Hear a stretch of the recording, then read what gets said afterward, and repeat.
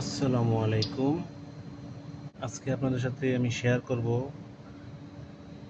ডাল ভুনা কিভাবে বানাই। প্রথমে 2 পিস শুকনো মরিচ দেব, তারপরে রসুন কুচি, তারপরে পেঁয়াজ,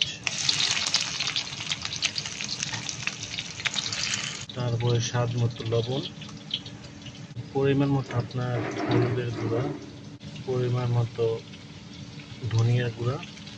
পেঁয়াজ রসুন ভাজা হলে ডাল দিয়ে দিবেন। ডাল দিয়ে একটু নাড়াচাড়া নেবেন।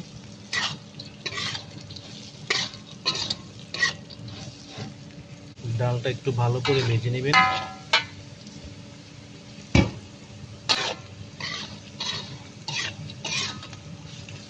তারপর একটু পানি দিয়ে কষিয়ে নেবেন। ডালটা একটু কষিয়ে নেবেন।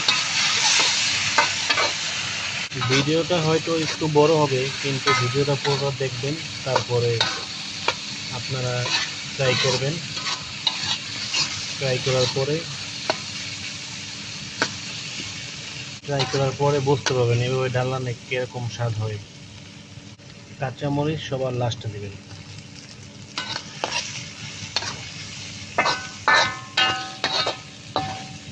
ওকে বাস, আমার কষানো হয়ে গেছে। এখন পরিমাণ মতো পানি দেব।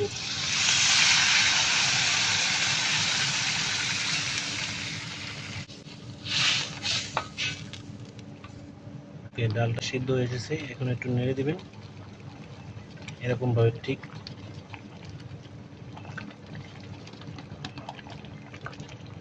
কয়েকটা টমেটো দিয়ে দিবেন। ডাল পাতর হয়ে গেছে। এখন উপরে ধনিয়া পাতা ছিটিয়ে দিব।